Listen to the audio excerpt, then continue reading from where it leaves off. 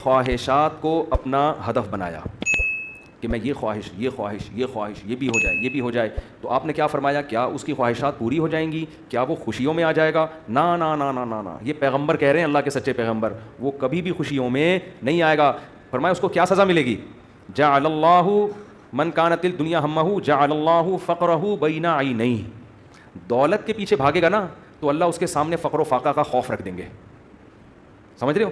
دولت کے پیچھے بھاگ رہا ہے, آ رہی ہے, مل بھی رہی ہے, لیکن خوف کیا ہوگا کہ یہ مجھ سے چھن نہ جائے, اس بات کی ٹینشن, یار یہ ختم نہ ہو جائے, یار یہ چھن نہ جائے, یار کوئی کاروبار کو نقصان نہ ہو جائے. بڑے بڑے کروڑ پتی فیکٹریوں کے مالک آتے ہیں, کہتے ہیں کہ لاشعوری سا خوف ہمیں ستاتا ہے, دنیا کی ہر نعمت ان کے پاس, مگر دماغ میں نا ایک کہہ رہے ہیں ہمیں خود بھی نہیں پتا ہم ڈر کس چیز سے رہے ہیں, لیکن سکون نہیں ہے, ایک لاشعور میں خوف ہے جو ہمیں مسلسل ستا رہا ہے. یہاں ایک آئے کئی سال پہلے, سفید ٹوپی, پوری پراپر داڑھی, اور جناب سفید کرتا, بڑے ایسے نورانی چہرہ, اور پکے نمازی تھے, بہت بڑے تاجر.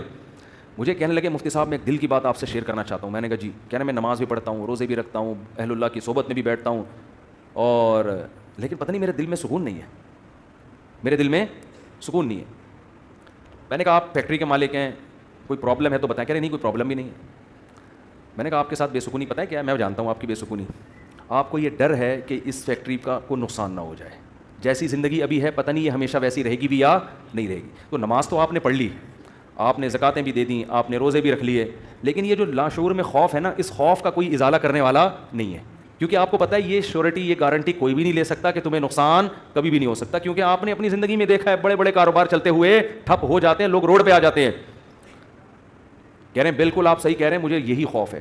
میں نے کہا اس خوف کا یہ علاج نہیں ہے کہ آپ اپنے کاروبار کو ہر طرح سے سیو کر لو, یہ تو وہ تو کرنا تو چاہیے سیو, لیکن یہ علاج نہیں ہے.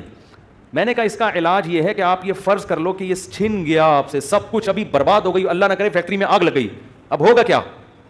یعنی کیا ہوگا؟ میں نے کچھ بھی نہیں ہوگا, صبح 2 پراٹھے آپ پھر بھی کھاؤ گے, رات کو سونے کے لیے چھپڑا آپ کو گندے نالے پہ یا فٹ پاتھ پہ مل جائے گا, کوئی بات نہیں, انجوائے کرنا, دنیا مسافر خانہ ہے, رہنے کی جگہ بولو نہیں. ہماری بیسک ضرورت ہے, جب شدید بھوک لگے, بھوک برداشت نہیں ہوتی ہے, کھانے کو روٹی مل جائے, یہ بیسک ضرورت ہے. نیند آئے تو سونے کے لیے جگہ مل جائے. یہ نیند ایسی عجیب چیز ہے, آپ اگر نہیں سونا, ایک وقت آتا ہے کہ آپ بچو گے بھی نا تو کانٹوں پہ بھی نیند آ جائے گی آپ کو. اب جیسے میرے ساتھ ہوتا ہے نا, نیند نہیں ہو رہی, ایک وقت جب بہت زیادہ جمع ہو جاتی ہے, پھر ہم نہیں بھی سونا چاہ رہے ہوتے ہیں, سو رہے ہوتے ہیں.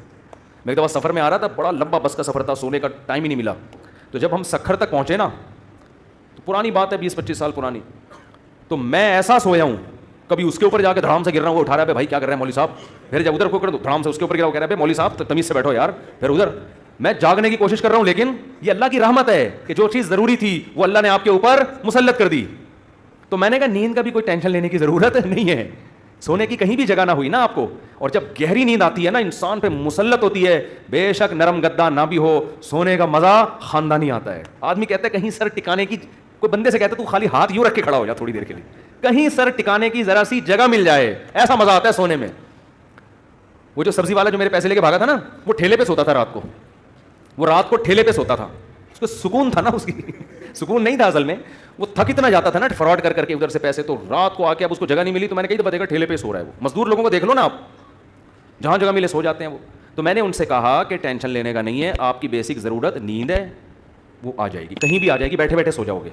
اور کھانے کی ضرورت, اتنا رزق اللہ انشاءاللہ آپ کو دے دے گا. اور شدید بھوک میں تو میرے بھائی دال میں بھی وہ مزہ آتا ہے جو ایک مالدار کو قورمے بریانی میں. شدید بھوک لگ رہی ہو نا, دال کھانے کا اپنا مزہ. میں نے کہا دال مل جائے گی. پھر کہنے لگے بیوی بچوں کا کیا ہوگا, جب اتنی غربت ہوگی, خطرہ ہوگا تو بھاگ جائیں گے. میں نے کہا جو خود سے بھاگے اسے بھاگنے دو, ٹھیک ہے نا, جو خود سے بھاگے اسے کوئی ٹینشن. مسافر خانہ ہے نا بھائی, نیک بیوی تو وہ ہوتی ہے جو آپ کی شریک حیات ہے, جب دولت تھی اس وقت بھی ساتھ, جب غربت تھی اس وقت بھی ساتھ. تو اگر غربت میں وہ بھاگ گئی, بولو اے اللہ اچھا ہوا تو نے زندگی میں ہی جان چھڑا دی.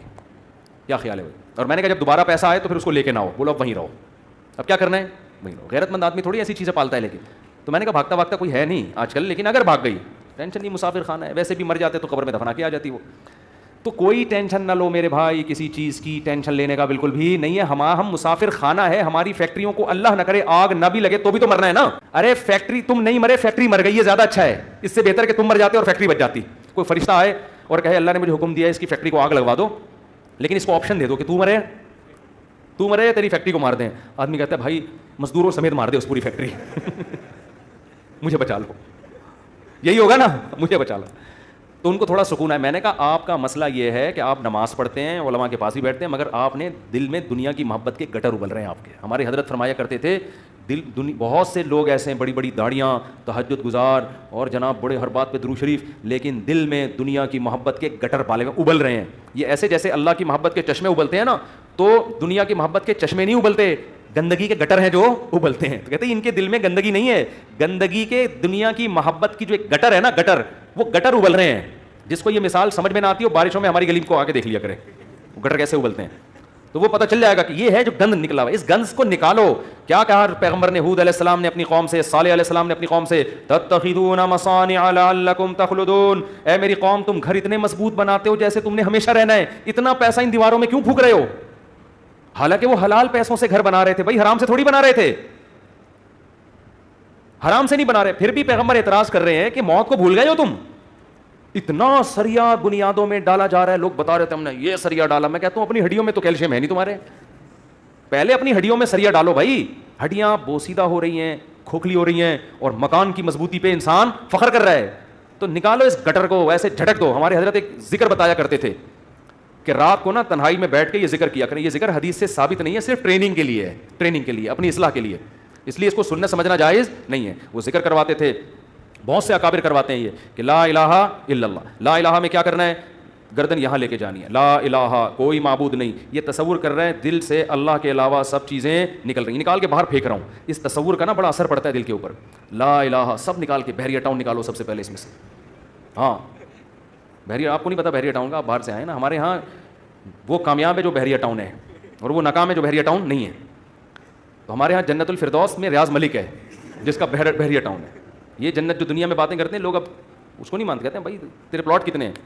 تو لا الہ کا مطلب نکالو دل سے, کوئی نہیں ہے. جو گند بھرا ہوا ہے نا, دکان, پلاٹ, جائیدادیں, جاگیریں, جدھر دل اٹکا ہوا ہے, میرا بزنس, میرا کاروبار, میرا پلاٹ, میرا یہ سب, میرا میرا کر کے جو میری گاڑی, یہ سب فضول چیزوں کو لا الہ میں تصور کر کے نکلو. حالانکہ اس وقت ہمارے پاس دھیلا بھی نہیں تھا, ہم تو خود طالب علم تھے, لیکن اب کہتے تھے نکالو دل سے.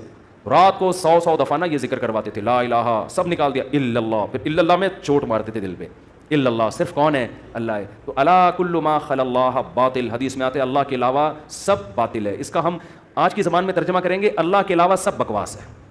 سب کیا ہے؟ بکواس. اگر سب بکواس نہ ہوتا تو موسیٰ کلیم اللہ کو اللہ دنیا دیتا نا, اور فرعون کو غریب رکھتا کہ موسیٰ تو میرے ہیں تو ان کو دنیا بہت دوں گا, اور فرعون میرا دشمن ہے, اس کو کھانے پینے کے لیے روٹی, اس کی فیکٹریوں میں آگ لگاؤں گا. کیا کراؤں گا؟ فیکٹریاں تو فرعون کی چل رہی تھیں, اس کے محلات کے نیچے نہریں بہہ رہی تھیں, اور موسیٰ کلیم اللہ کو فرعون غرب